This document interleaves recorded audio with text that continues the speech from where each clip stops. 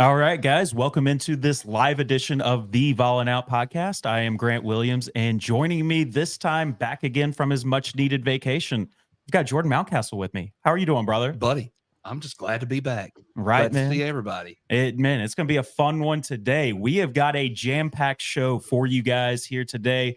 We're going to be revealing some brackets that we have all filled out. Joining us currently on the show, we have got Andrew Lyon from Locked On Gamecocks, Gamecock Digest, Jordan Moore from Fox Sports Knoxville and Channel TN. We have Christian Sykes from the Crimson Crossover, Corey Swan from the Up at Noon podcast, and Ben Young from the Jungle Auburn podcast. How are you gentlemen doing today? Doing great. Well, thank you guys for joining us here. So, guys, like I said, we're going to be going through some brackets, just kind of talking about the picks that we've made, where we think our teams are going to go.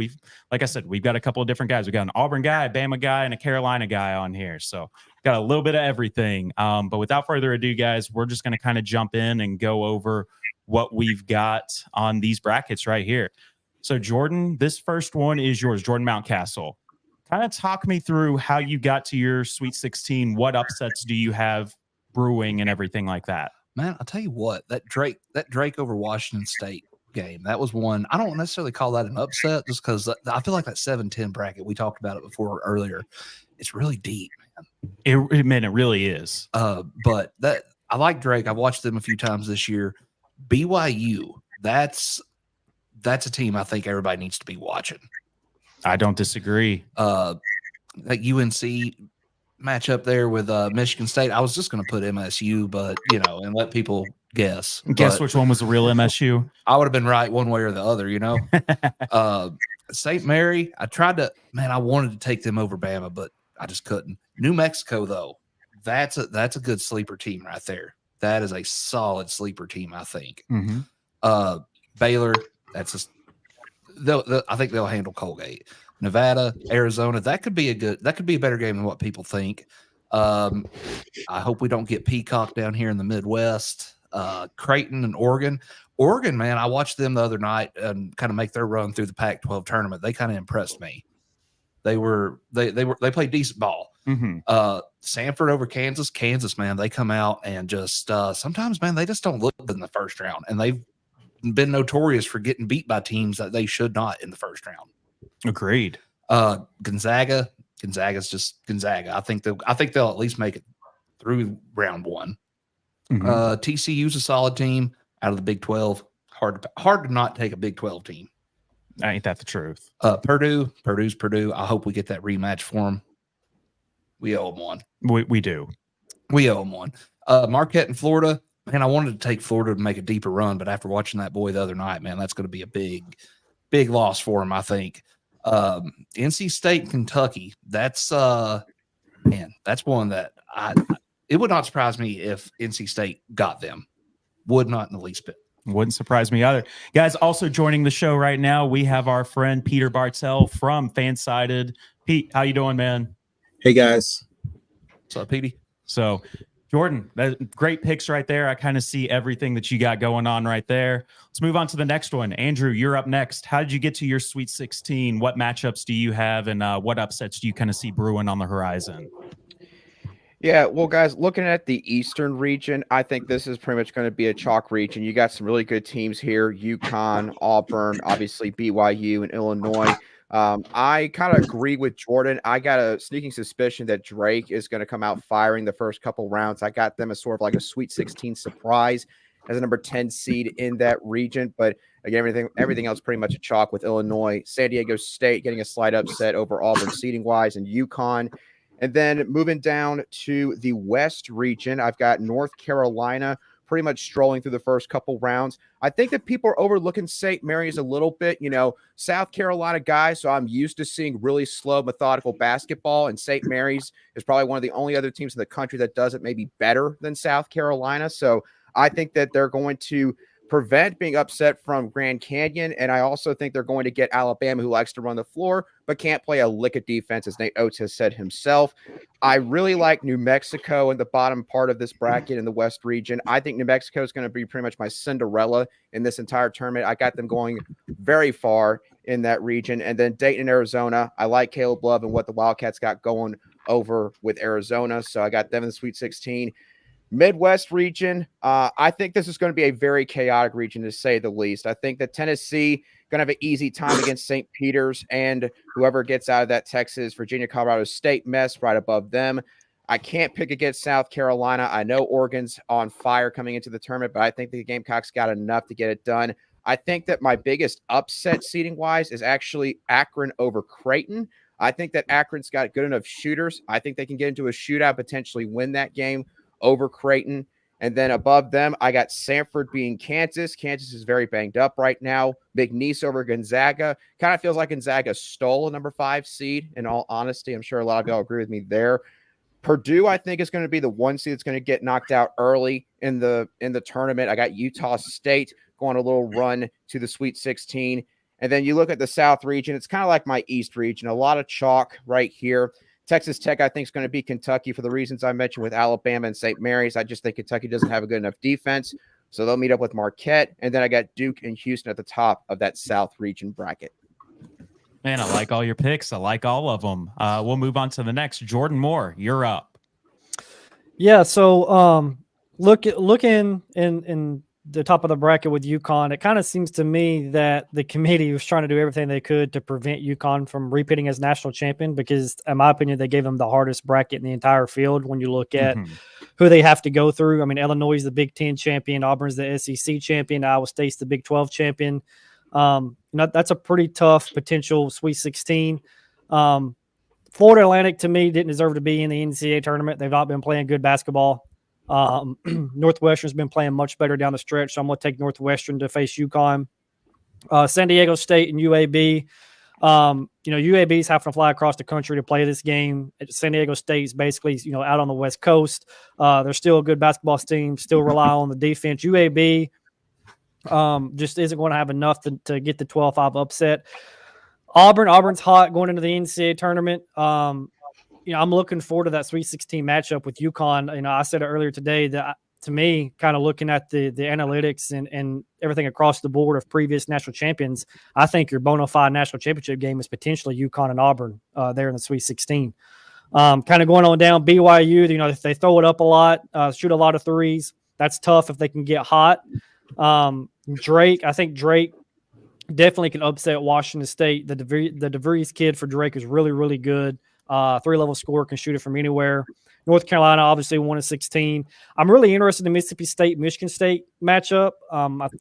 Two Power 6 teams. I think Mississippi State has a little bit more scoring punch than what Michigan State does, especially with the Hubbard kid and Tolu Smith. I like Tolu Smith in the paint.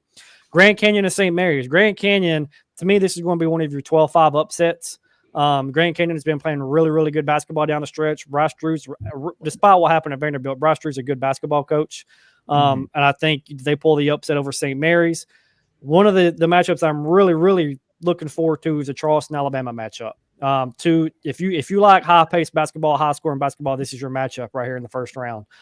They both throw up a ton of threes, fast-paced.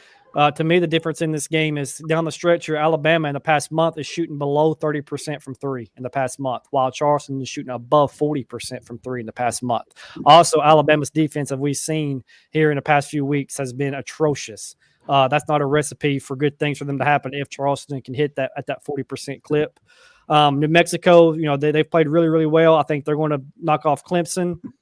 Kind of going on down. Nevada is hot coming into this tournament. I think they pull off the 10-7 upset. Going to the other side, to the South region, Colorado is a sneaky play-in team to sit here to watch. I saw a stat earlier that a lot of the time a 10 seed that plays in this first end game gets to the round of 32. So I think with that injury to Florida, now if that injury hadn't happened in Florida, I'm probably picking Florida here. But Colorado's played really, really good basketball coming down. They're hot. They're actually, if you look at Mark Torvik in the past month, they're actually one of the top 30 teams in the country coming into this tournament. So I think they can get to the round of 32 and match up with Marquette. Kentucky, Texas Tech in the second round. I think NC State used too much gas winning that ACC championship. They got to be exhausted, especially emotionally too. So I think Kentucky, Texas Tech. Duke, I'm going to take Duke. James Madison, Wisconsin's not very good at shooting the basketball. They're also not very good at defending the three. So James Madison is another high-paced offensive team. That doesn't bode well for Wisconsin. To me, that's another 12-5 upset. And another matchup that I'm looking at too is Nebraska and Texas A&M. Nebraska is a really fun team to watch. They shoot a lot of threes, high-paced offense. And if you can get those to drop, Texas A&M doesn't have enough offense to be able to keep pace. This is going to come down to which pace is this game played at. If it's played at Texas A&M's pace, that favors Texas A&M. If Nebraska can get out and run the floor and hit their threes, and they play at their pace, I could see them winning by 10 plus over A&M because A&M just doesn't have the scoring punch to be able to keep up. And then the Midwest bracket where Tennessee is at, Purdue's been Purdue. I don't see a matchup here in the first two rounds that's going to be tough for them. Something interesting with Purdue that I think we should all pay attention to is that since February 18th, they're 61st in defense. 61st in defense. That doesn't bode well from then down the stretch here. Gonzaga, a lot of people watching the show and listening to the radio, a lot of people are picking the McNeese-Gonzaga upset, and I definitely can see that happen. But a lot of the times in this situation, the one that you think is going to happen isn't the one that happens. And everybody's picking McNeese. So I'm going to roll with Gonzaga. Gonzaga has actually played good basketball down the stretch despite losing to St. Mary's in their conference championship game. Plus, I'm going to take Mark Few, who's been there, done that, as the coach in the NCAA tournament over Will Wade. Samford and Kansas is another one that I'm very, very interested in watching. Buckyball with Samford is really fun to watch. High-paced offense. They play 10 deep. Kansas is dealing with some injuries. They don't shoot the three very well at all. Samford has some size in the post that could prevent Kansas from being able to finish around the rim a little bit. So I'm going to take the upset there. Another thing to look at, too, that's kind of been pointed out on a few radio shows is with Samford's fast pace, this game's being played in Salt Lake. The elevation could play a factor in this game with Kansas only really being 6 deep and Samford being 10 deep. So that could be something to kind of pay attention to towards the end of that game. Kansas kind of wearing down a little bit. South Carolina, I've watched them play this year, and the way they play basketball reminds me of the way Tennessee played basketball last year. They muck it up. They make it muddy. It's not pretty, but, they're the more physical team. They kind of punch you in the face and dare you to punch back. So I think South Carolina is going to do that to Oregon and advance on. Creighton has been good. They're basically a top 10 team over the last month. Tennessee, from my perspective on Tennessee, is which Tennessee team do we get? The last couple of games, they've been awful. But I don't think St. Peter's is going to give them much of a fit. And, Texas, I think Texas will win either the Colorado State or Virginia game, and then it becomes the Rick Barnes Bowl with Texas and Tennessee. I'm going to take Tennessee, and the reason I'm going to take Tennessee over Texas is for one simple answer, and that's Dalton Connect. We have Dalton Connect. They don't have Dalton Connect, and he can go win you a game when you need him to. So that's how I kind of got to my Sweet 16 matchups. With the Gonzaga-Samford thing, I think, Mark Few will kind of coach circles around Bucky with him being in his first NCAA tournament. Gonzaga just has a little bit more talent, a little bit more size. That's kind of – there was a few upsets here that I kind of wanted to pick a little bit more, but I didn't want to go crazy with it. So that's kind of how I kind of got my way down to the Sweet 16. I like it, man. I like it. I like a lot of good picks you got right there. We'll move on to the next one. Christian, you're up, bud. Well, before I start on this, news just came out of Kansas. Kevin McCullough is not playing in the NCAA tournament. Oh, well, I think a lot of brackets are busted. Bracket already busted. Yep. Yeah, Self said that they're shutting down Kevin for the tournament, and they said that he practiced full strength, or they practiced full strength with Dickinson, but Kevin's not going to play for the NCAA tournament. So. I don't know if that changes anyone's predictions for their brackets, but thought I'd give you guys just that 6-man rotation just became 5. Yeah. So I'm just going to start, and I have mine up on the screen next to me. So I think UConn, the best team in the country, obviously the number 1 overall seed, have a real opportunity to go back-to-back. Obviously in this bracket, I picked them to go back-to-back. And I just want to preface this for everyone listening. This is not I usually change my bracket pretty regularly. This is my benefits Alabama the most bracket and not what I think is going to happen bracket. So I'll take you guys through the thought process a little bit. But UAB, Andy Kennedy does a great job with that, has done a great job with that UAB program. I think San Diego State's a little bit lackluster on offense, and at times can really struggle offensively. And I think UAB can take advantage of that. Auburn's good. I'm an Alabama fan. I'll tell you that right now. Auburn's a good team. I don't see how Yale could keep up with them. I think Janai Broom's going to feast in that game. BYU, they're similar to Alabama. They shoot a lot of threes, a little bit better defensively. They're a team to watch, especially because they were seeded as the top 5 seed in the NCAA tournament. But due to their religious kind of like affiliations and things, they had to be dropped to a 6 to be able to accommodate not playing on Sundays. So that's a team a sleeper team to look out for. Drake, I think Drake's a very popular upset pick over Washington State. And then this is where it gets interesting for me. So I actually have North Carolina and Mississippi State playing in the round of 32, and I actually have Mississippi State beating North Carolina. Main reason for that is Josh Hubbard's one of those guys that can take a team and will them to win games. He's an electric talent. He's only a true freshman. And then additionally, Tolu Smith is a good matchup against Armando Bacot. And I don't know. Again, this is the benefits Alabama the most bracket. So North Carolina getting out of there early helps Alabama. Now the Grand Canyon St. Mary's game, that's one that is interesting to me because I think St. Mary's is a very good team, but like was said previously, the tempo, they're 358th out of 362 teams as far as tempo is concerned. Alabama, I think, is 9th in per KenPom. So Wow. While there's the exact opposite style of play, I think Alabama's offense is efficient enough to be able to score playing slow. And if they can get St. Mary's to play fast, then it's just going to be a nightmare scenario for St. Mary's. Additionally, St. Mary's only has 6 guys that they play normally. Their rotation is very small or very short. So if Alabama can get them out running, then you're going to have to start putting in guys that maybe haven't played that much this season. And I think Alabama can take advantage. Charleston, Alabama, that's a great game. If you want, like people have said, if you want to see offense, that's what you're going to see. One thing I will say about Alabama's shooting woes the last few weeks, you've missed Latrell Wrightsell, who's the 4th most efficient player in the country per KenPom. And then right when Wrightsell comes back, you lose Rylan Griffin, who's your best defender on the perimeter. So it's been kind of a mixed bag rotation for Alabama over the last 6-7 games. This is the first time that you'll see this Alabama team be healthy and be 100% ready to go. And they've essentially had 2 weeks off. So, and then New Mexico, I think New Mexico is a trendy pick as far as beating Clemson. Clemson's been falling off a little bit lately.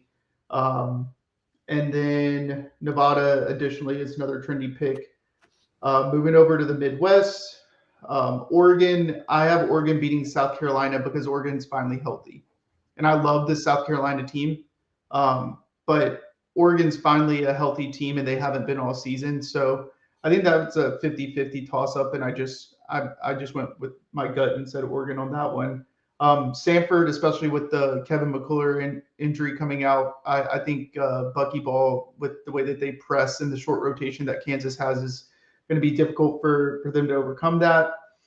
And then NC State, I definitely understand the maybe used a lot of energy to win the ACC championship, but what I think NC State has DJ Burns, and he's an electric player. And again, similar to Josh Hubbard, he has a potential to kind of carry that team and will that team to victory. JMU, the same reason that someone else said. I think Wisconsin's a little bit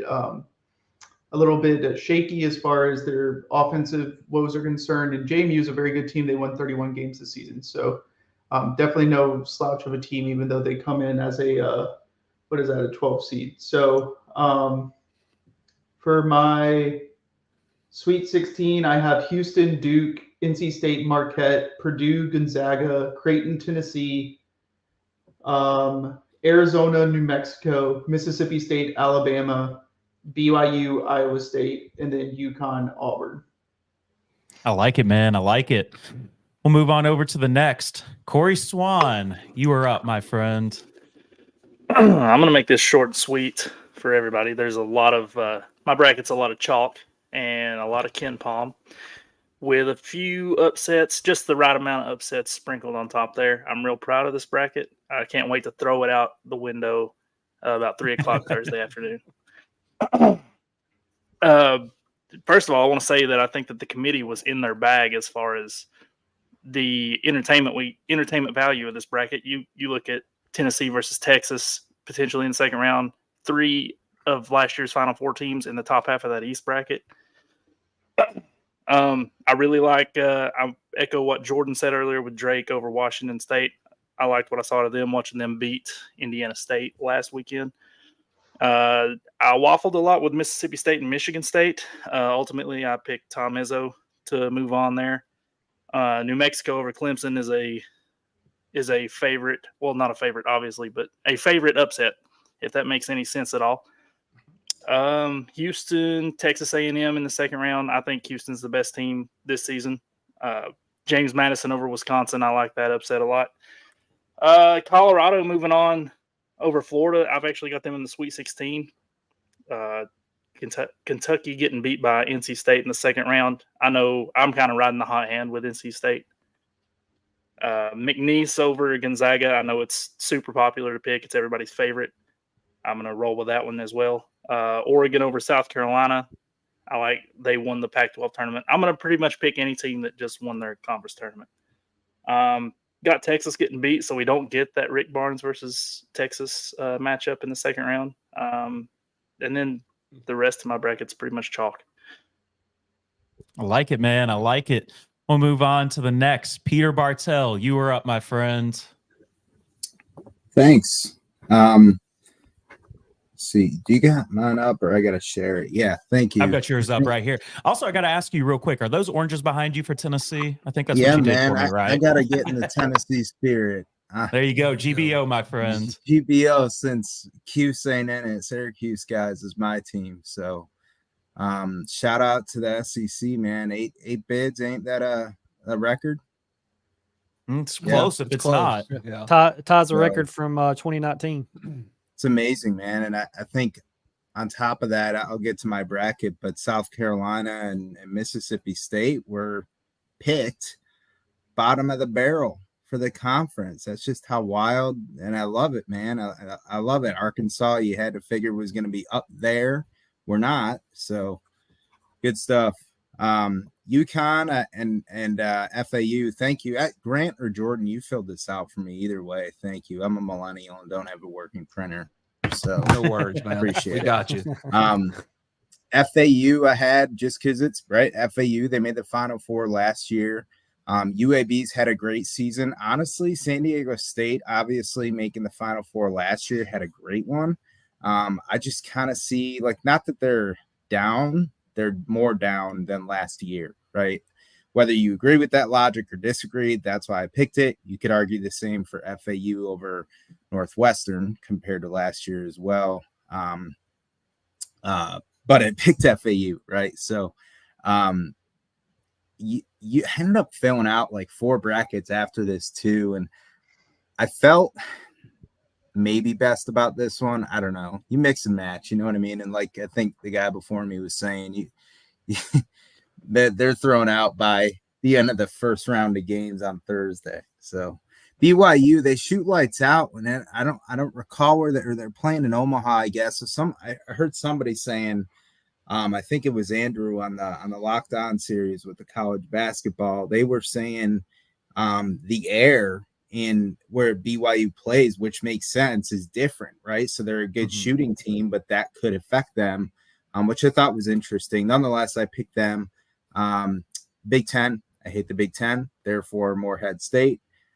Sorry if you don't love that logic, but that's my logic.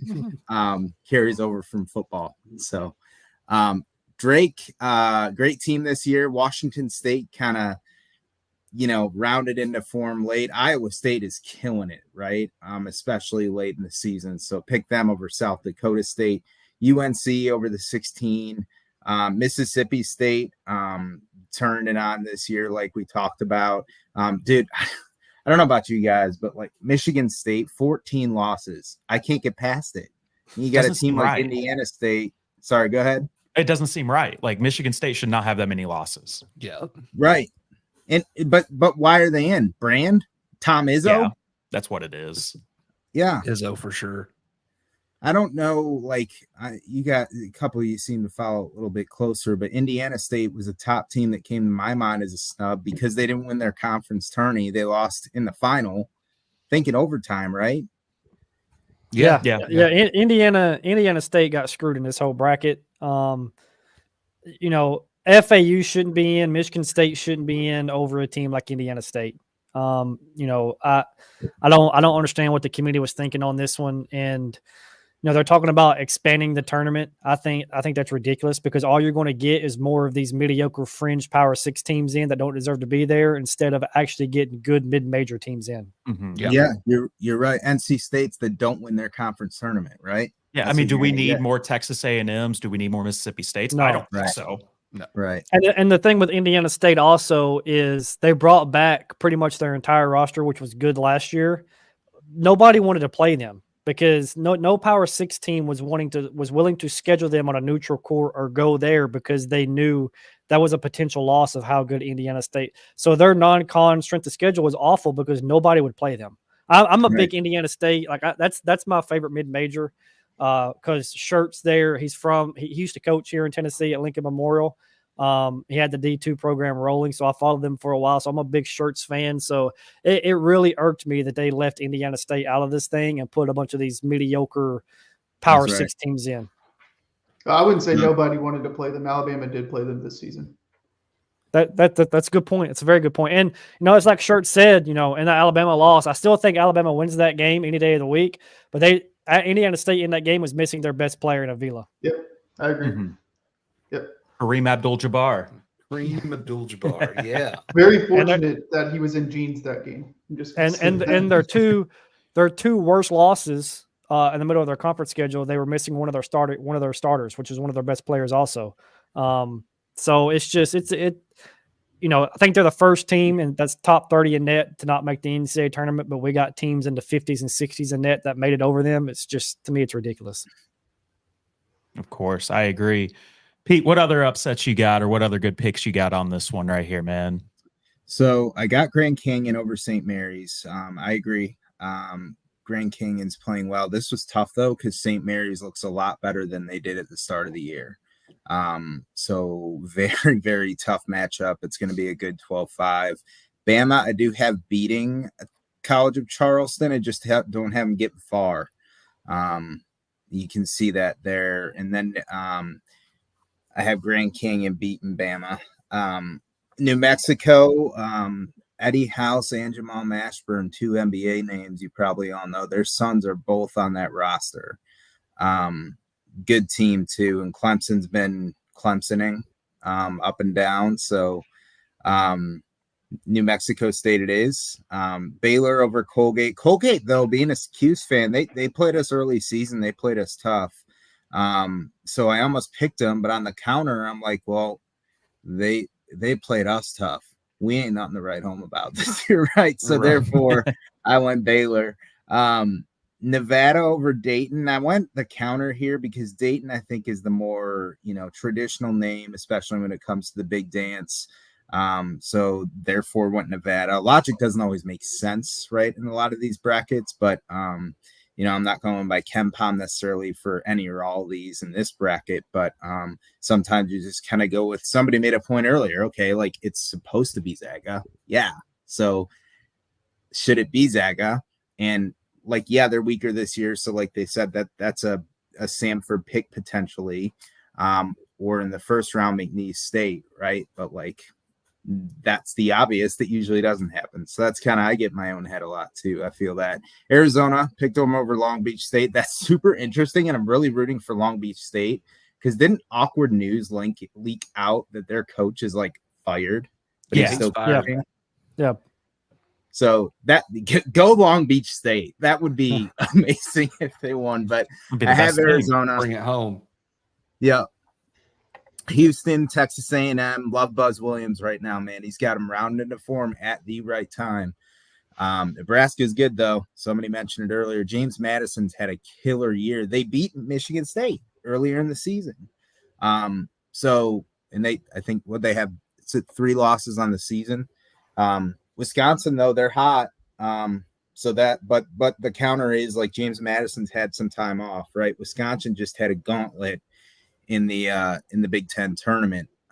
Duke Vermont's going to be a good game, closer than people think. A couple of my other brackets, I have Vermont beating them, but I do have Duke in this one. Texas Tech, I have beaten NC State. I think NC State's luck runs out. Kentucky, I have beaten Oakland. Reed Shepherd's really got them playing.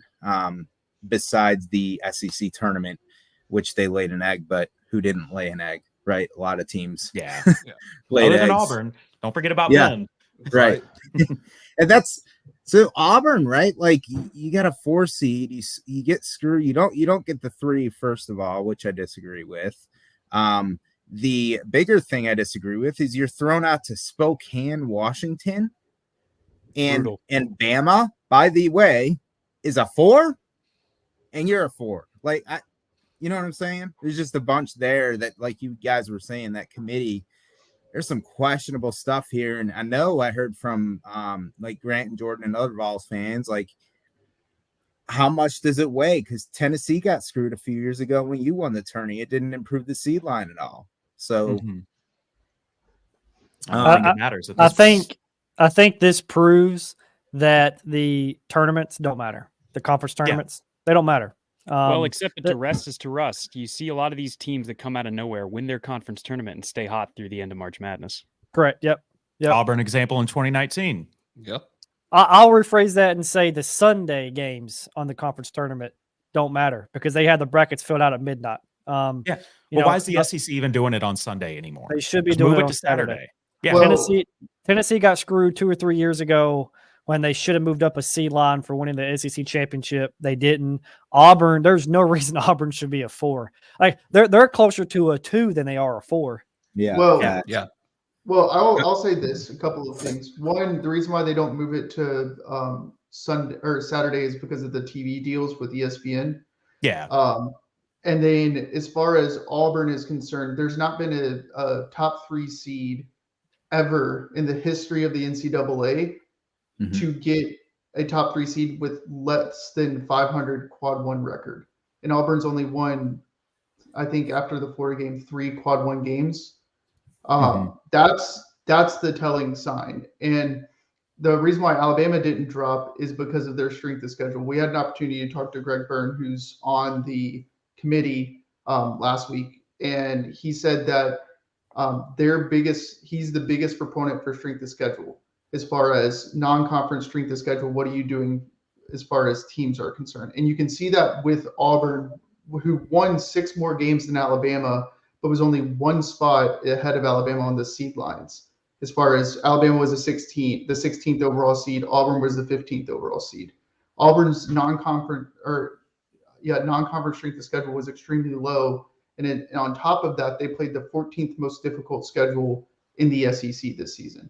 So while they did win 27 games, how much of that factor is into how the quality opponents that they played and the quality opponents that they won games in? Alabama and Auburn have the same amount of Q1 games that they won. Go ahead, Jordan. I'll say this as far as the strength of schedule thing. To me, it's kind of like with the Iowa State thing. People were talking about they didn't deserve a 1 because they're non-conference strength of schedule. They won the Big 12 championship and they knocked off the number 1 team in the country. And look at how many quad 1 games they won. So I mean, they were still really, really good and won a lot of quad 1 games and racked those up in in their conference. And And the quad one thing between Alabama and Auburn is Alabama won one more quad one game than Auburn. And, they split the regular season series, and Auburn goes on to win the conference championship. To me, like if we're going to have conference tournaments, then the conference championship should matter. Yeah. Winning a conference championship should matter. And right now, especially in the SEC, it seems to me that it doesn't matter at the end of the day, because they have these brackets filled out by midnight on Saturday night, and then they just kind of pack it in. Yeah.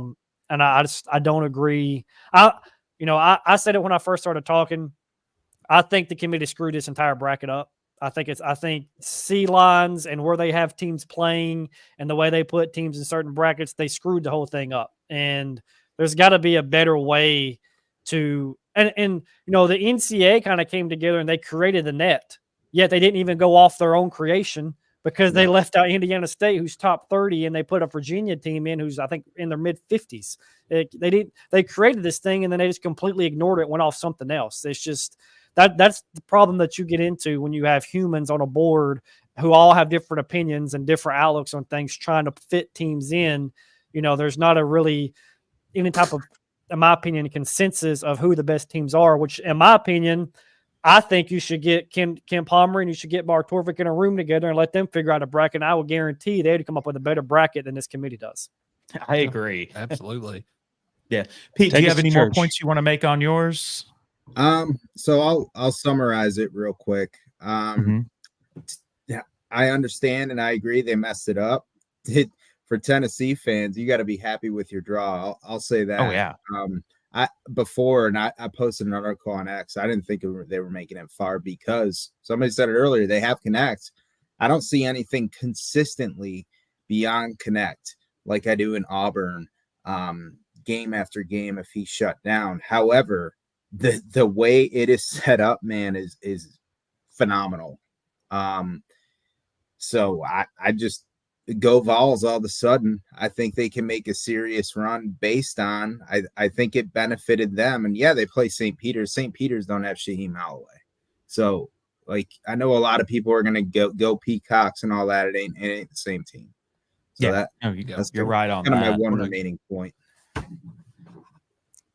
Okay. All right, we're going to move on. Ben, you're up next. And also congratulations on that championship on Sunday. I know we all just kind of crapped on it for a little bit, but congratulations for it, man. It was a fun game to be at. It felt like an Auburn home game in Bridgestone. Hey, listen, you can argue with the wall if you want to take away that championship. You can try to nerf it all you want. We're hanging the banner, baby. Hang the banner. Same way my bracket is a little bit of a homer bracket, but I've also wanted to make some choices because, they don't call it March Madness for nothing, and absolutely crazy things happen. So to start off my Sweet 16, I probably have the craziest pick of anybody in this room. I got Florida Atlantic beating UConn in the second round. I don't know how they're going to do it. I don't think the matchups go well, but I do know that UConn's three best players all average 31-plus minutes a game. Depth matters in March, and matchups matter in March. And that's why I think Auburn can definitely make a run to the Final Four. Back in 2019, which I'm wearing our throwback 2019 jerseys from that season, we started off in the first round with New Mexico State. Not exactly a giant in basketball, but they had won 25 consecutive games going into March, and we won that game by a single point. Then we had to go through Kansas, North Carolina, and Kentucky, three of the bluest bloods in college basketball, to get to the Final Four. So at this point, there is no road that looks too tough for Auburn to get there. I'm a big fan of the way both Illinois and Iowa State are playing. Obviously, they both won their conference tournaments, so I think they're going to go a long way in March. I think North Carolina and Alabama both have incredible offenses. If they can get to the Sweet 16, that is going to be a marquee matchup to watch. It's going to be a lot of fun basketball. I'm a big believer in Baylor. Baylor's got a decent amount of depth, and they got one of the best players in this tournament in Jacoby Walter. He's a very real possibility to be a lottery pick. And although the Dayton Flyers weren't able to take care of business and win the A-10, they were playing some of their best basketball right up until that championship match. So they're one of my big surprises to make the Sweet 16. This news about Kansas might have me rethinking this bracket, but I'm a big believer in matchups in March, and Hunter Dickinson is a player that not a lot of teams have an answer for. I mean, I don't think Kansas wins 18 games without him on their roster this season. And I think he's going to be the answer when they go up against Purdue, because Purdue is a one-man wrecking crew. If you can get around Edey now that I believe Braden Smith, is that his name? Their combo guard, they got hurt. Yeah. But Purdue's also hurt, and they're missing a key part of their starting rotation. the Midwest is my most chalk bracket because I just went 1, 2, 3, 4 for that Sweet 16. They're all quality teams. They can all shoot. You're not going to face a team in the NCAA tournament that can't play pretty good defense. And so where it's going to shine through is, can you score? And I think all 4 of those teams, Purdue, Kansas, Creighton, and Tennessee, can all score in bunches. And you're going to need to go on those kill runs of 10-0, 11-0, 12-0 to make sure you stay advancing. My South bracket is probably my messiest. I'm riding that NC State high, coming off 5 wins in 5 days. I've got NC State running some upsets. I also have Oakland upsetting Kentucky in the first round. I think Kentucky's probably feeling their oats a little bit, getting that 3 seed, but they've just been too hot and cold for me. I don't think they're going to be able to play good enough defense to keep it down from the final possession. I think they're going to be fighting for their lives in that first round. I also think Florida's really going to be missing one of their big men who got injured in that championship game. So I think Colorado's going to upset them in that first round. And then they're going to run into a nasty Marquette team. So I got Marquette making it to the Sweet 16. I'm a big believer in Wisconsin. I think they match up really well with Duke. And if they can escape from that James Madison game, I have them beating the Blue Devils. And let me tell you guys a name that I'm surprised nobody has mentioned yet. Casey Tominaga from the Nebraska Cornhuskers. They're calling him the Japanese Steph Curry. He has been on a tear, winning all Big Ten honors, scoring 14 points a game. He's been shooting over 50% from the field and 41% from three-point range. If you're going to beat the Houston Cougars, you got to be able to score. And if Houston has one of those nights where they are shooting below 30% from 3, watch out. I think Nebraska can swing that upset. Hey, I like it, man. I like it a lot, and glad you got the Vols going far right there in that one as well. I've got 2 takeaways from his bracket here. Basically, what he was saying down here in this Midwest portion, bet the over, and then Nebraska, man. I watched them. Was it against? Did they play Illinois the other night? Yeah, I think so. Yeah. No. Was that Wisconsin? I think that might have been Wisconsin. Yeah. No, Wisconsin, Purdue, Nebraska, Illinois was the semifinal. Okay. Well, I watched them the other night, and man, he went through them like Kobayashi, son. Just tore him Kobayashi. I never thought that name would be said on this podcast. Never thought I would hear that on here. All competitive sports allowed and Vawlin out. Right? That's right. Well, I will wait to reveal my bracket until the Elite Eight just for time constraints on this, guys. But we will move back up to Jordan Mountcastle. Jordan, I want you to walk me through how you get to your Elite Eight. Man, UConn and San Diego State. San Diego State, I watched them the other night against New Mexico. They're a tough ball team, man. I mean, they really are. I think it's Ledee. Is that his name? That big kid, Ledee, the big guy. Yeah. Man, he can draw fouls. He can do it all. But they just don't jump off the court at you, to me. So give me UConn on that one. BYU and Iowa State. I struggled with that one, but I like BYU, man. I just like the way that they play ball. They're tough. They can shoot the ball, and they'll get up in your kitchen. Michigan State and Bama. That was just one. I did put MSU on there. I did. Hey, You sure did. Nobody could ever say I got it wrong. Izzo, that's the only reason I'm going with that. Oates is a phenomenal ball coach. That was really a toss-up for me. I wanted to see some chaos down there. New Mexico, honestly, if I had to pick, though, I know I put BYU in the Elite Eight. New Mexico is probably my favorite sleeper because I watched them in San Diego State the other night, and They're good. They are a good ball team. They're tough. But I took Arizona.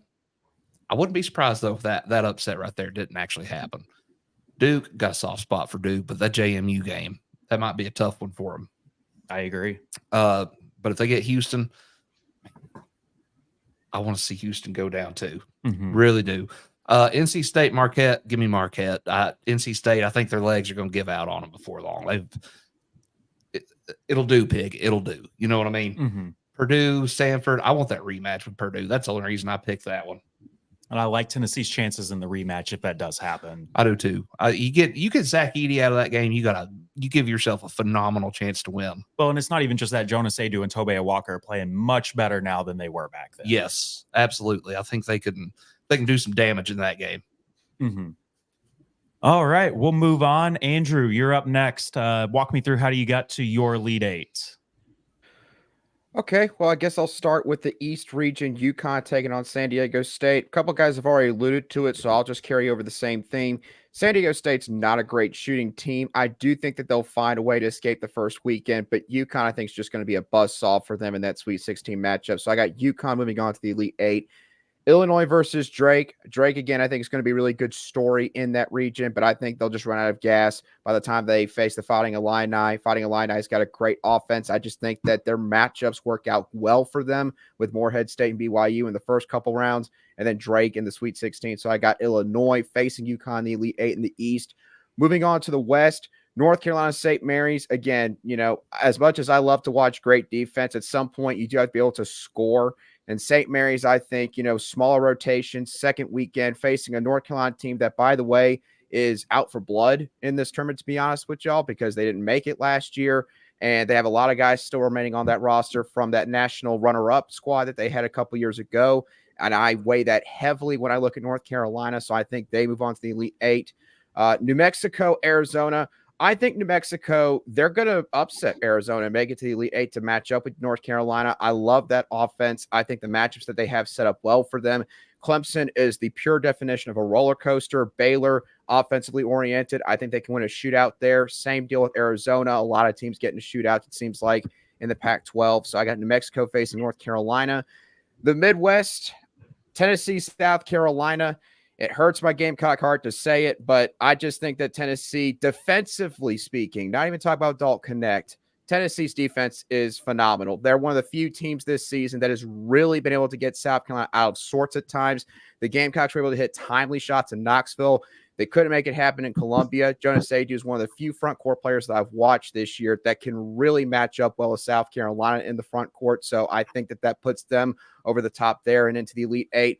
Utah State, McNeese, I think that's just one of those WTF Sweet 16 matchups in this bracket. And I got Utah State pulling it off there over Will Wade and the Cowboys over there in Louisiana. Marquette and Texas Tech. Tyler Kolek is a phenomenal player. Marquette's been one of the best teams all year long. Only reason they don't get enough talk is because of UConn existing in the Big East as well. So I think they move on to the Elite Eight. And then Houston, Duke.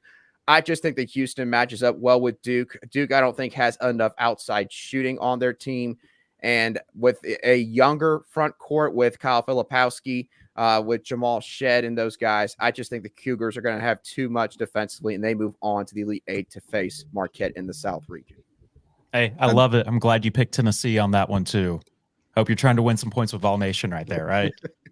I like your smart point too much about now. Marquette's slept on. You're right. I agree. Because of UConn. So Big East is Creighton's in there too, right? That's a great conference. Oh yeah, it's a great conference. I'm jealous as Cuse used to be in the old Big East, and now it's like the Big East is still killing it. They revamped themselves, and they're good stuff. Oh yeah. Also, somebody mentioned earlier, sorry, but the they picked FAU over UConn, and that's definitely eye-opening pick to many. However, I can see it. What if last year, FAU could have easily been UConn last year, right? And if that does happen, do they keep riding that momentum into this year? You know what I mean? And had the kind of season that UConn had. So, an upset, but good stuff on that. Absolutely. Jordan Moore, how do you get us to your Elite Eight, man? I'll start with the East bracket, and I'll kind of refer back to what I said when we were breaking it down to the Sweet 16. Just my personal opinion, and I've struggled with this all day. I've went back and forth. I was even going back and forth before we got on here.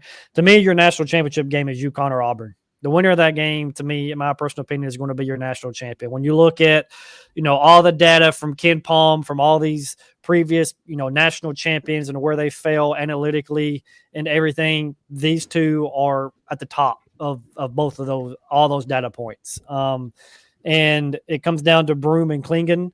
To me, it's a coin flip. Auburn is playing some of the best basketball in the entire country, especially since the end of February. But to me, I'm going to take UConn here, and I could change my mind in the next 30 seconds and take Auburn. I think that's how good of a game this is going to be. And then going on down, looking at getting BYU into the Sweet 16. Illinois is 174th in defense right now since the 18th of February. And as we talked about earlier, BYU shoots lots out of the ball. So I think they can get to the Sweet 16 there, but then run into a really, really good Iowa State defensive team and a defensive team that was really good at defending the three ball. And as we just saw, they shut down Houston in the Big 12 championship game. So I think that puts Iowa State over the top. I think their defense is suffocating. North Carolina, I think they're, right there, just a tier below UConn and Iowa State as one of the best teams in the country. RJ Davis is unbelievable. Baycott is really, really good. I think the talent just takes over in that Sweet 16 matchup against Grand Canyon and carries them into the Elite Eight. Baylor, Arizona will be a really, really good basketball game. A lot of scoring in that game. I'm going to take Arizona. It's out west. It's going to be played in Los Angeles. That's basically going to be a home game for the Arizona Wildcats. Caleb Love, I think, is the difference maker in that game. He's an unbelievable guard. And then go over to the South bracket. Houston, I've struggled. I'm like with a lot of the guys on here. Like, I can see Houston losing early, or they're going to make a run to the Final Four. And I think it was Ben that said earlier, if the three ball's not falling for them, Houston's in trouble. They're not good at shooting the ball inside the arc. They get a lot of their points from offensive rebounds. So if you can box them out and keep them off the boards and they don't shoot the three well, that does not bode well for them advancing in this tournament, especially if the other team can shoot the ball. But I'm going to trust on that defense right now to carry them into the Elite Eight. And this team's been there, done that. Sampson's been there. He's done that, especially in that Sweet 16 matchup against Duke. I think Sampson will coach circles around Shire. I'm not a big fan of Shire as a coach. And then kind of coming on down a little bit, I like Texas Tech. They're top 40 in both offense and defense over the last month. They were injured a lot of the season, and they've kind of gotten healthy down the stretch, which has allowed them to play the best basketball of the entire season for them. So I think that another key here is this portion of the bracket is played in Dallas. So that's another bona fide home game for Texas Tech against Marquette. And you could have, in my bracket, I have Houston and Texas Tech in the Elite Eight. That game is in Dallas. That's going to be an incredible matchup to me with both teams' crowds being there. It's going to be a loud and crazy environment. And then coming down to the Midwest bracket with Tennessee and Purdue, until somebody, can figure out a way to keep Edey off the free throw line, which seems like an impossible task the way that they allow him to play basketball. I'm going to just continue to advance them on. The difference to me this season and last season with Purdue is if you try to take away Edey, Purdue shoots over 40% from three. Last year, they didn't do that. You could take away Edey, and they didn't have enough shooting to be able to get themselves to continue on. This year, they finally have that shooting. It's really kind of pick your poison with Purdue right now. And then coming down to the bottom of the bracket, our region, Creighton is playing as like one of the best teams of basketball over the past month.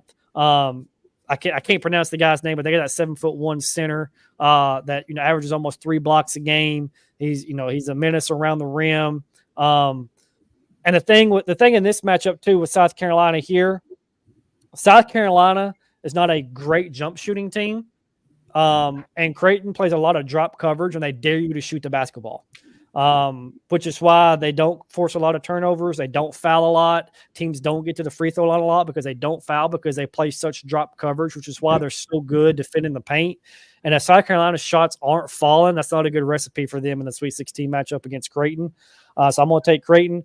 And then the Tennessee matchup there, as a Tennessee fan, I could talk on here for the next 30 minutes on my opinion on Tennessee and what they could not do.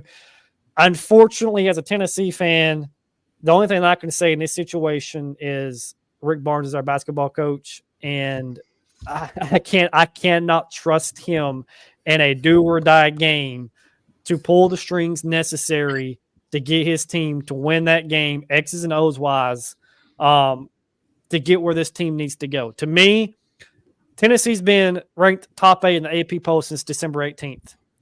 If they don't make the Elite 8, it's a failure.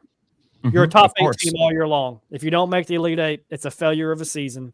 To me, at the end of the day, this has been a big discussion in the Tennessee fan base, and I'm sure Ben, the Auburn guy will love this.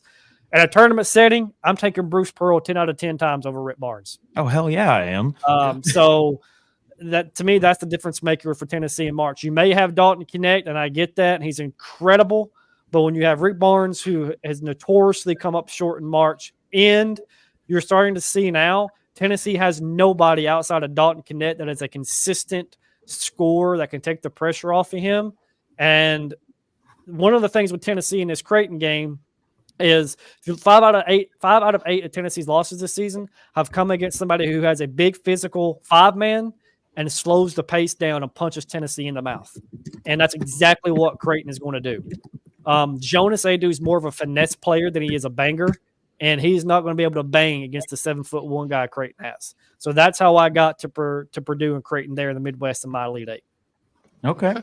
I like the picks. We will move on. Christian, walk me through to your Elite Eight.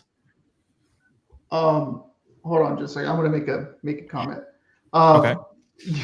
You said you choose Bruce Pearl over Rick Barnes?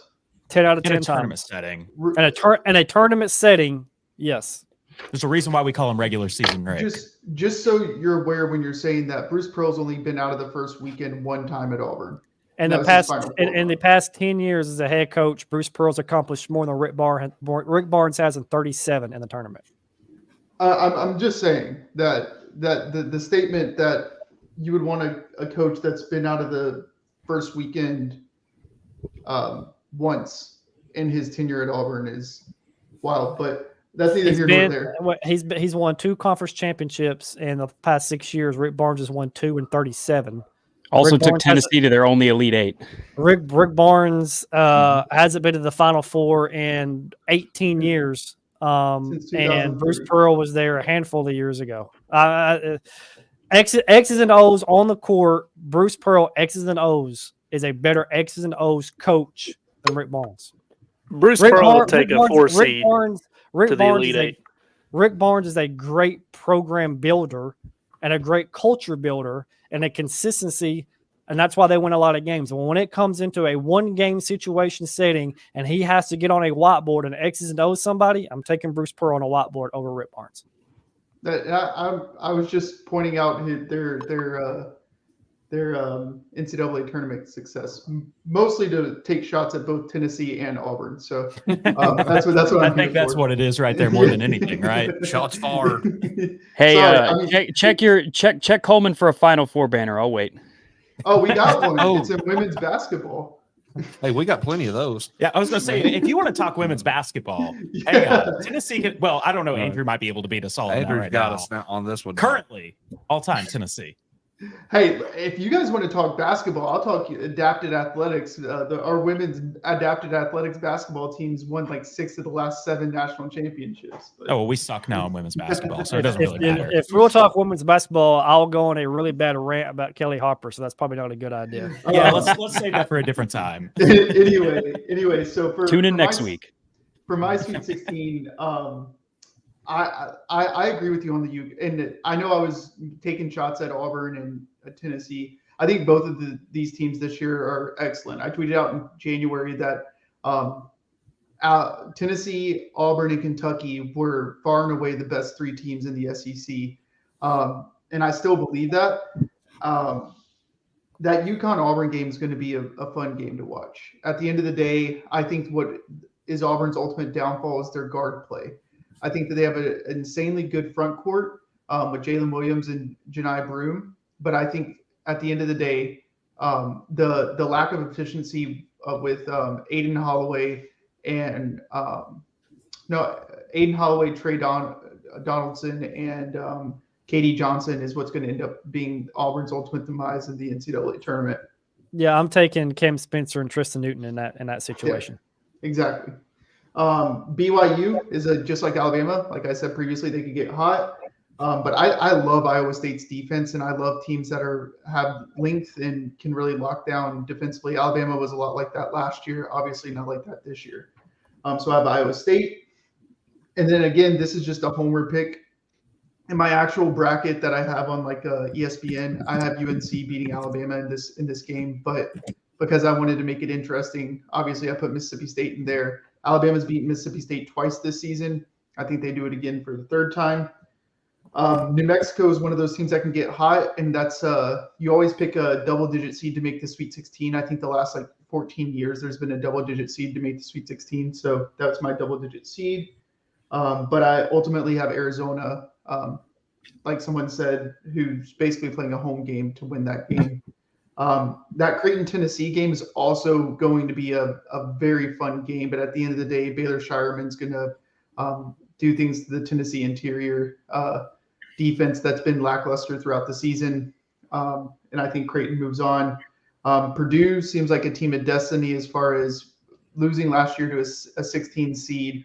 Zach Edey's really good. Braden Smith's really good. So I have Purdue winning that one. And then NC State, again, I'm just taking the hype train.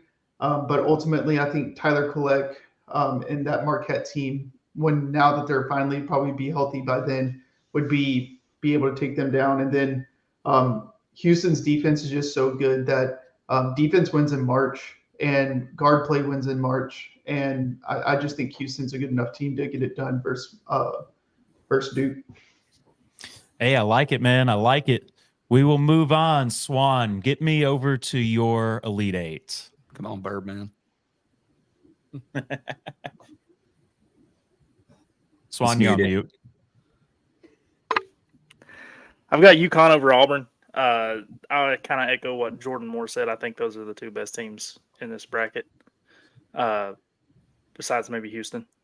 Illinois and Iowa State. Iowa State looked really good in that Big 12 tournament. Yeah, So great. I mean, they killed Houston. Killed them. North Carolina over St. Mary's. I think the Tar Heels have looked really good lately. I know they lost that game to NC State, but NC State would have beat the Lakers in that game. New Mexico, Arizona. I really hate that Arizona's done this to me again, because every time I pick them to go far in a tournament, they always let me down 100% of the time. But here I am again picking them. Houston and over Duke. I've talked about Houston enough. NC State, Colorado. This one was tough because I think Kentucky is good enough to win this whole thing, but they're also good enough to get beat in the first round. And Marquette kind of upset me last year because I had them winning it all and they lost. So, and I needed a little color in an otherwise black and white bracket. So I've got Colorado in the Elite Eight. Nice. I've got Purdue moving on against McNeese. I'm going to have at least a couple of double-digit seeds in the Sweet 16. And then Tennessee over Creighton. Creighton will be a tough one for Tennessee. I don't know much about Creighton, but I'm certain that they have a milky white guy who will just kill us. There you go. Yeah, absolutely. 2%. They have to. 2%. I like it. I like it, Corey. We will move on. Pete, you're up next, man. Hey, so I never thought about that. Somebody said it. The Auburn UConn game could, in theory, be the national title. So it's pretty intriguing and definitely not far off. Even if you disagree a little bit, you cannot disagree a lot. Those are two great teams. So I picked Auburn actually in that one over to UConn. And then between Iowa State and Morehead State, Corey just said it. They've been playing great ball, crushed Houston. So got them moving on there. Grand Canyon, I actually I didn't address it, but I have Mississippi State upsetting UNC in the round of 32. Therefore, have them playing Grand Canyon. And then that bracket's wild, basically, right? Because then I have Grand Canyon beating Mississippi State. Mississippi State, may not be experience in the tournament, neither is Grand Canyon, so I kind of see that game as a toss-up. Mississippi State the round before focusing obviously more on who wouldn't want to beat North Carolina, especially when it's supposed to be in the tournament. So Baylor I have getting by New Mexico, and then beating Nevada in the round of 16. I have Nevada upset in Arizona. Houston, I have beating JMU. I just think they're too talented. When they're on, they're on. I understand what you guys are saying that, they do have a weakness or two, but nonetheless, I have that happening. Kentucky, another team, when they're on and rolling, they're on and rolling. I was surprised in the SEC tournament they didn't push a little further, but nonetheless, have them getting by Marquette. Samford, I have them upsetting Kansas pre this news that we just found out about. I already was taking into account Kansas had a limited rotation, and now it's even more limited. So obviously that pick would stand even with that. The Zags, I haven't beaten the Zags, have them upsetting Purdue. Not because I don't like the Big Ten, not because I don't like Purdue. I think Purdue's a good team, especially with Zach Edey, but Samford's also a great team this year. So watch for that upset.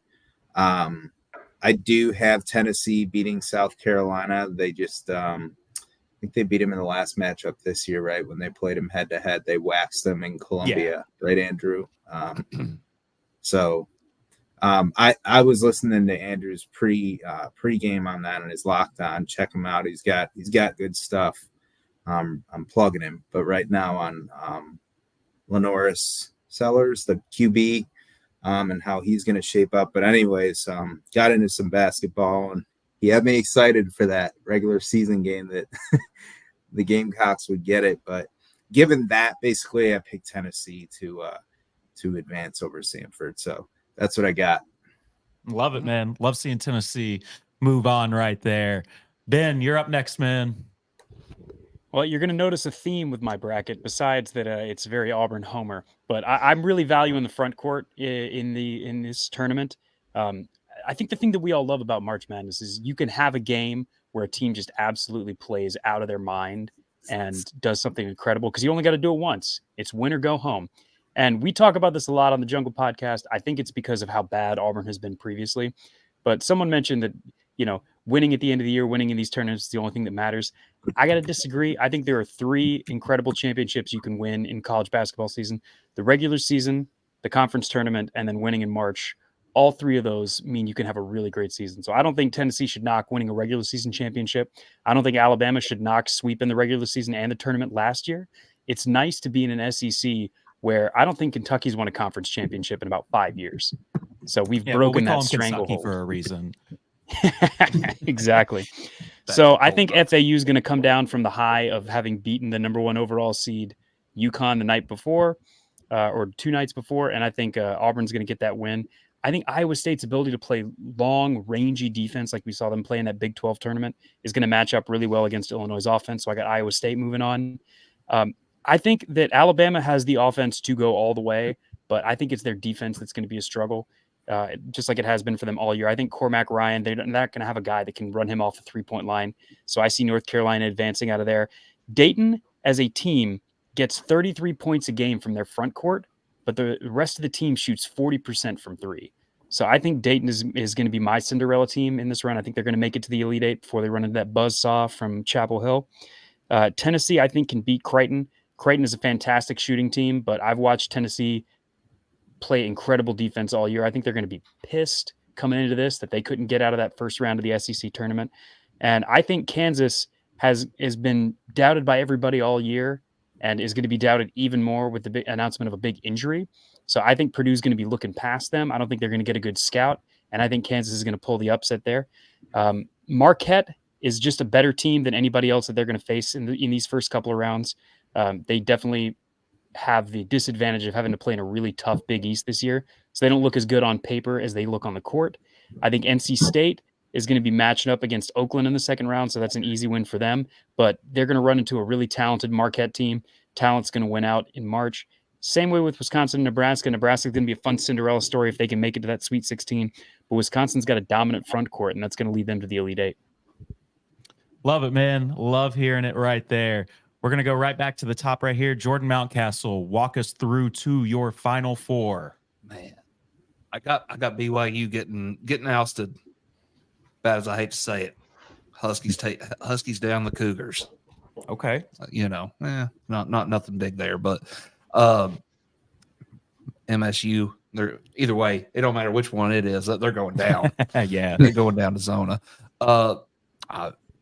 kind of like Ben. I went full on homer in this Midwest bracket. Vols, baby. GBO. Got Duke up top, and I so want to see Kentucky go back to the coal mines. Back to the coal mines. Just Duke and Marquette. I think that's going to be a really fun game to watch. And Duke, I mean, they just always seem to get it together. It don't matter if they've got Coach K or whoever this time of the year. Like, I don't believe in John Shire right now. Maybe that'll change, but after Rick Barnes beat him last year, I'm like, okay, we'll have to see. Yeah, good reasoning there. I mean, Tennessee didn't just beat them either; they trounced them. So yeah, just mollywopped them. But give me the Vols over the Huskies. Smokey's a prettier dog anyway. 82-80. All right. We will move on to the next one right here. Andrew, get us to your Final Four, man. All righty. Well, starting off in the East region, UConn, again, I just love what Dan Hurley has done with that program, bringing them back to national prominence. And Illinois, they're kind of my one team that I think is heavily leaning on their offense in this tournament. But I think that, again, the bracket just sets up well for them. It will allow them to go to the Elite Eight, but their run will come to an end against the Huskies. UConn makes it to the Final Four. North Carolina, Mexico State. New Mexico State, I think, is going to be the Cinderella of the tournament. But again, I just think they run out of gas by the time they face North Carolina. I think the Tar Heels are on a mission, and I think that powers them to the Final Four in a matchup with UConn on the left side of the bracket. In the Midwest region, Tennessee, Utah State. I think that Tennessee fans, if they get told they're facing an 8 seed or lower from the top part of that bracket, you're going to love every single bit of that. Dalton Connect has enough offense and gets enough help from a very experienced volunteer squad that gets them to the Final Four. And then Marquette and Houston, I just think that Marquette, again, I think that they're being overlooked in that South region, and I think that they're going to have enough firepower to get past Houston. So in the Final Four, I got UConn defeating North Carolina in a close one. I think Marquette gets past Tennessee. The Big East, I think they're going to be throwing a bit of a party when the national championship game takes place. I got UConn and Marquette facing off. And I think for the first time since 2006 and 07, I want to say, I might be a year off on that, I think that we'll see the first back-to-back national champion since that time period. Give me the UConn Huskies winning it all.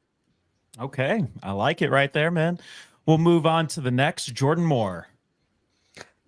Yeah, UConn, Iowa State. I think Iowa State's defense, will suffocate BYU to make it UConn, Iowa State. I think UConn is to fight out the best team in the country. They're healthy. They're playing like they're the best team in the country. They went out. They won the Big East championship, as we talked about earlier with Newton, Spencer, and Klingon.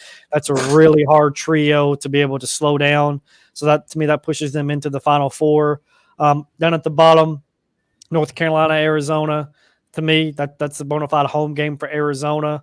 Caleb Love playing his old school. That's kind of a little revenge factor there. So to me, that kind of pushes him over and Arizona over to be able to get into the Final Four.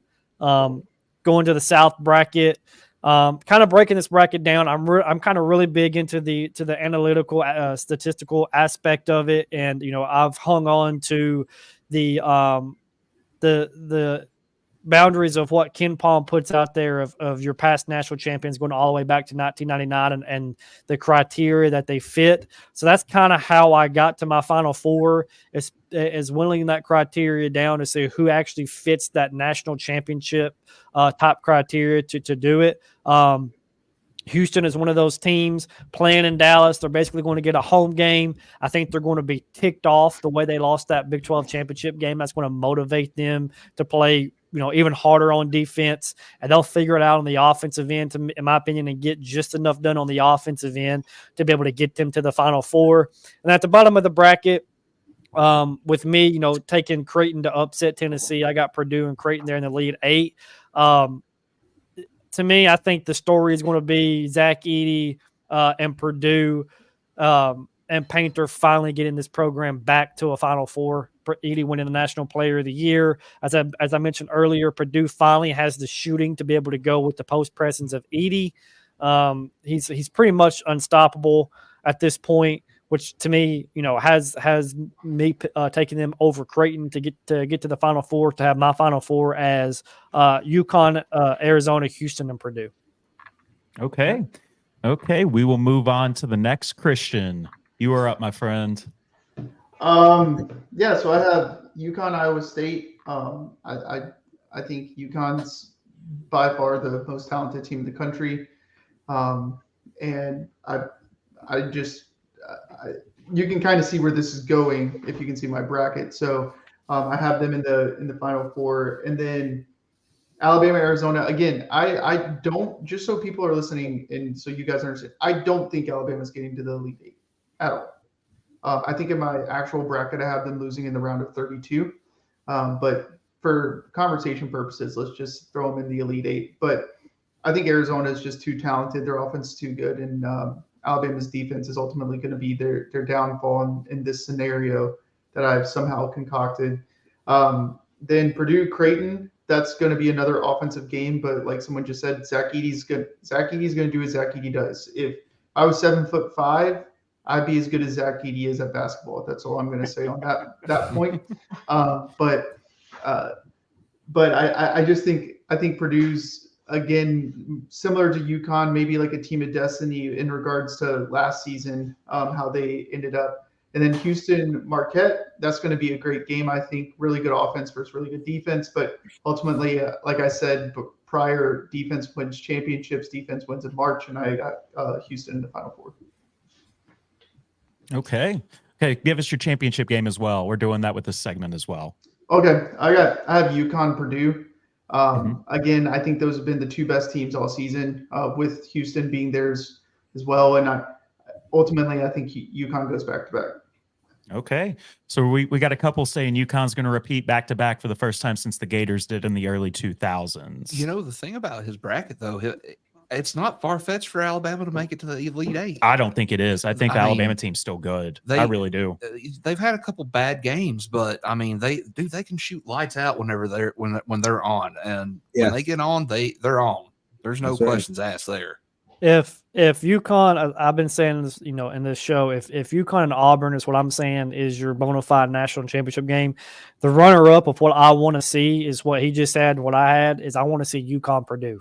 I want that to be, if Tennessee's not going to make it to the national championship game, I want it to be UConn Purdue, because that matchup, those two coaches, Edey versus Klingon, Braden Smith versus Cam Spencer and Newton, that would be must-see TV for a national championship game on a Monday night. I agree.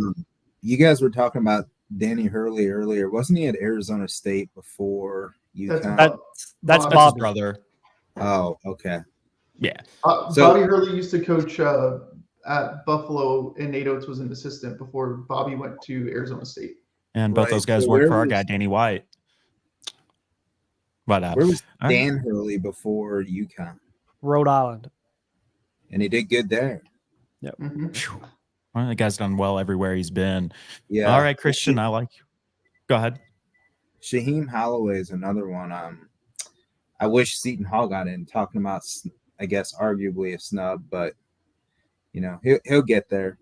Oh, he will. It's not just going to be St. Peter's for him. He'll get another team there eventually. Yeah. But Christian, I like your picks right there. Corey, get us your Final Four and your championship game, man. Well, I got UConn moving in over Iowa State simply because of the fact that they did it last year. I know it's not the exact same team, but the experience goes a long way in this tournament. I've got Arizona over North Carolina. They're going to do it eventually. Caleb Love gets revenge. Although I don't know if it's really revenge, right? Did they end on bad terms? Anyway, got Houston. They'll probably smack Colorado down here. And then Purdue versus Tennessee, the matchup the committee wants, right? The matchup we want, I think, as Vol fans. I'm going to take us. Maybe a little homerism, but I think we'll get them this time. Okay. Then I've got UConn versus Houston in the national title. And I'm taking Houston just to be a contrarian. I know a lot of people in my bracket pool are going to pick UConn. So Houston's just I'm hoping Houston will win me some money. There you go. That's it. There you go. I mean, that Houston team, they're an interesting pick right here. They could go really far. Or they could be one of the first teams out. I mean, not in the first round. I don't think they're going to have an issue against Longwood, but if they get that matchup against A&M, I don't like their chances in that one as much. But either one of those two could take them down. Either one of them could. Nebraska or Texas A&M could, Yeah. or they could win the whole thing. There's really there's not much room for error for them, but you could say that about anybody this time of year. We'll move on to the next. Peter, you go ahead and go, man. Cool. Yeah, Auburn matching up against Iowa State. I got Iowa State staying on a roll. Sorry, Auburn, but I want the best for him too. I love Bruce Pearl. I think he's an awesome coach. He did awesome at Tennessee and awesome again at Auburn. So, gosh, to take a program like Auburn, I mean, it's a football school, right? It's like what Oates is doing in Alabama and the whole conference.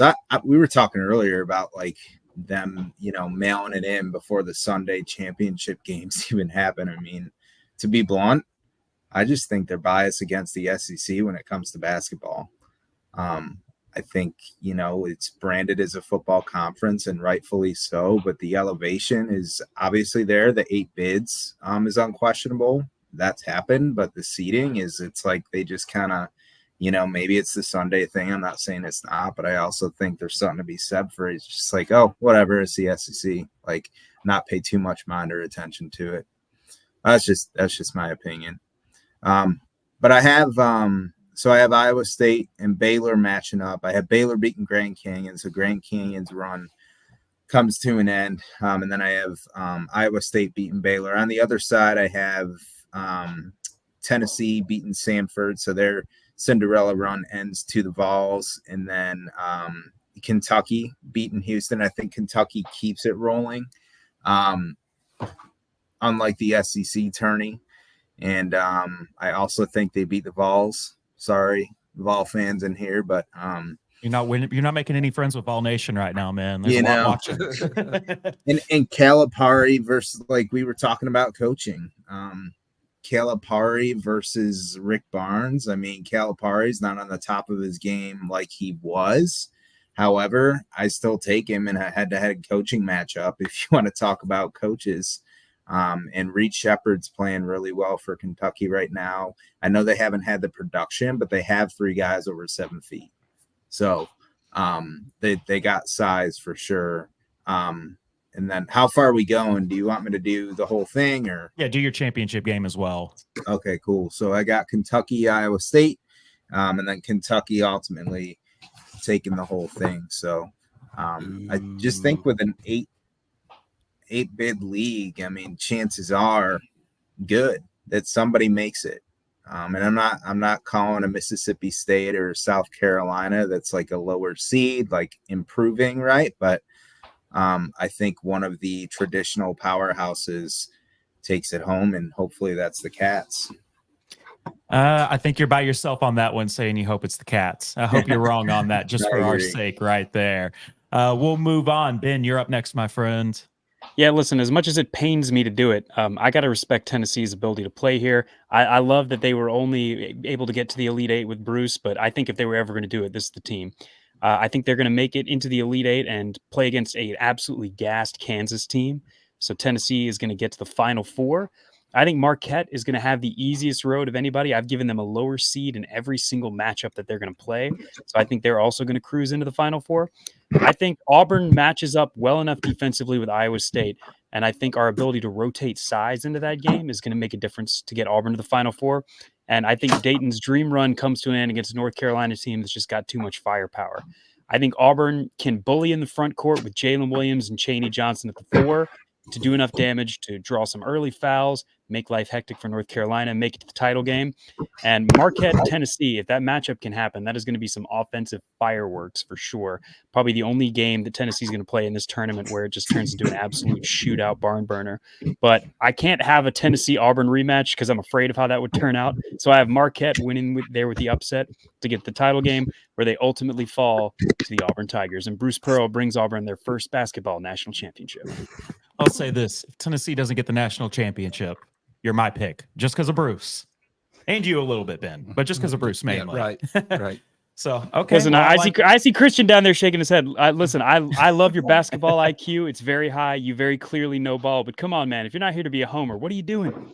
No, I was going to talk about them saying that they want Auburn to win. You not know how dreadful that'd be for the rest of the SEC if Auburn won the national championship in basketball? Yeah, but all Tennessee fans are, I mean, I share this sentiment, and a lot of you guys are watching right now. Drop it in the chat.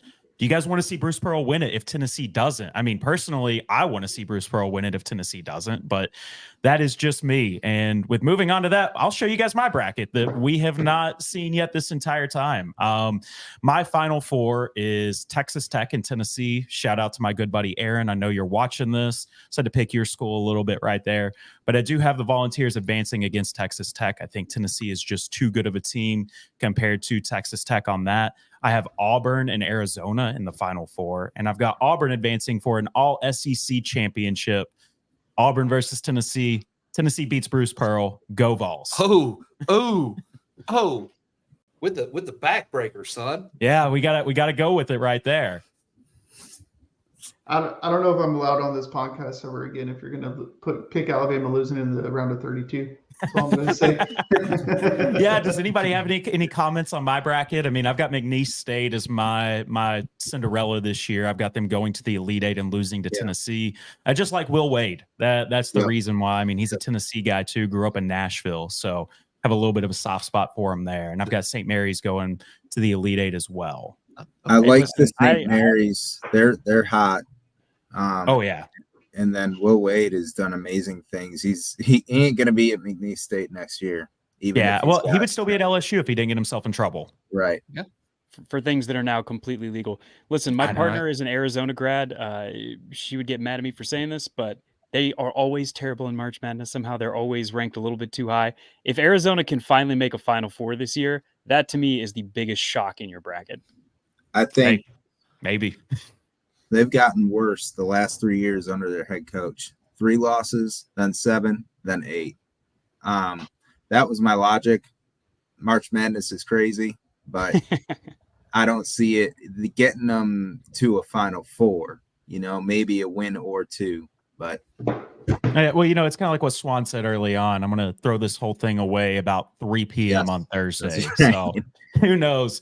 One upset that I have that I like a lot, Texas Tech over Kentucky in the round of 32. I just like that one a lot right there. Not a Kentucky fan, probably my most hated team. So I really hope that one happens. I do have a question for you. Does your back hurt? From carrying Tennessee? No, from them grapefruits you're walking around with picking Colgate over Baylor. Hey, man, Colgate, love the toothpaste, everything like that. Love the toothbrushes. So we're going with them. But 4 out of 5 dentists have them winning in their bracket. There we go. There we go. I like that right there. Well, guys, we'll open this up for discussions. What game does everybody like the most from the first couple of games that we're seeing right here in the first round? I really like the Sanford, Kansas kind of matchup. I like the buckyball idea. I'm a big Bucky McMillan fan. The way he's turned that Sanford program around, playing against, a blue blood in Kansas. The McNeese Gonzaga matchup that everybody's been talking about. I think that's a very, very interesting matchup. Will Wade versus Mark Few. Shahada Wells is one of the best players in the country that not a lot of people know about. I'll be very interested in that Colorado. I think Colorado wins tonight, and if they do, I think the Colorado-Florida matchup is very, very interesting, especially with the injury to Florida and Colorado playing well coming down the stretch. Nebraska A&M, as I mentioned at the beginning of the show, 2 different styles of play. Will be very interesting to watch to see which team can enforce their pace a little bit more. And then, I'm very, very interested, and I'm sure Christian is too, in the Alabama-Charleston matchup, just to see how that plays out and who's able to shoot the ball well. Because I think that's what it comes down to. Both of those teams are going to shoot a lot of threes. So, whose team's the hottest is going to end up winning that basketball game. Absolutely, Christian. What matchup do you like the most in the first round? I mean, there's a lot of really good matchups. I think the one that is intriguing to me, it just from Alabama standpoint, is that Michigan State or Mississippi State game. I think that as far as for Alabama's advantages, you want Mississippi State to win because I think they match up better for against North Carolina than Michigan State does. So I'm intrigued on that. And then outside of that, I'm really interested on that South Carolina Oregon game because you don't really know what you're going to get in Oregon. And I love South Carolina, and Lamont Pierce has done a fantastic job. Michi Johnson's amazing. But I just am intrigued to see what South Carolina is going to look like come, tournament time. And so that's probably the two that I'm kind of most interested in to just see, because I think South Carolina can make a run. I just am just so uncertain about what they're going to look like in tournament time. So those are my two. Very understandable. Flipping it over to South Carolina, Andrew, what do you like the most? In terms of South Carolina's region or just the whole bracket? Just the first games out of the first round. Which one's the most appealing to you? Gonzaga McNeese State, just sticking with the Midwest region, I think that's going to be a very interesting game. Again, Gonzaga, some people might feel like that they shouldn't have been on that 5C line, like to play a little bit quicker, while Will Wade and the Cowboys, they like to play a little bit slower. I think that's going to be a very intriguing game. You look back at Alabama Charleston, I know that's already been brought up, but I mean, if you love seeing the 3 ball get shot a bunch, that's going to definitely happen in that game. And then St. Mary's Grand Canyon, that kind of seems to be a game that could really dictate how a lot of brackets turn out. And when it comes to that region, because some people have Grand Canyon going to like the Sweet 16, St. Mary's, if they win that game, then you're going to have the most contrasting styles if they end up meeting up with Alabama in the second round. So I think that region, just in terms of play style from multiple teams, that region probably intrigues me the most, along with the games that I've already mentioned. I like it. Swan, what do you like the most in the first round? Well, I mean, when you look at the seeding, right, the 8, 9s, and 7, 10 should be the closest games. And the odds that we get a Sweet 16 team out of those games are pretty high. I mean, it happens every year. A couple of games that I think nobody picked these upsets, I don't think. I think Vermont over Duke should be one that we watch out for, and Yale over Auburn. We've all sucked Auburn off this entire show. Yeah, you and wait till Ben leaves They've to earned say it. that. They've You wait earned till it. Ben leaves to say that. I know what you're doing. I'm not taking shots at them, but the Ivy League team, come on. We haven't had Ivy League magic in a while. Well, Princeton went to the Sweet 16 last year. Was that last year? Yeah. I already forgot. Oh, wait. We got beat by FAU and I stopped watching. Yeah, me and Swan were on FaceTime that night. Not too happy. So hopefully we're not doing that again. I was in the arena in Louisville, so trust me, Princeton fans were yapping at Alabama fans when they lost to San Diego State. So, well, hey, but maybe it's a trend. Maybe it's a trend. I'm not crazy. Okay. Yeah. Ivy League teams, Alabama State champs. Just kidding. Those Ivy League teams, though, man, they play really disciplined basketball. They really do. And that's what makes them so tough this time of the year. So I'm glad you brought that up. I've always been an advocate for the Ivy Leagues, the mid-majors, because you have to think about it. This is their Super Bowl, right? They don't have any one and dones like Kentucky.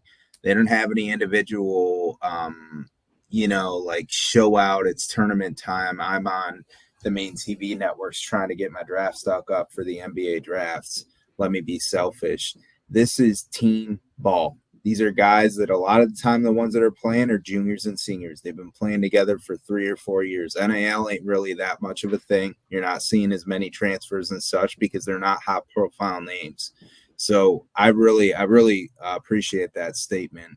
The Ivy Leagues, the mid-majors, they make runs for that reason. They know how to play team ball. It is their Super Bowl. It is. Those kids ain't going pro.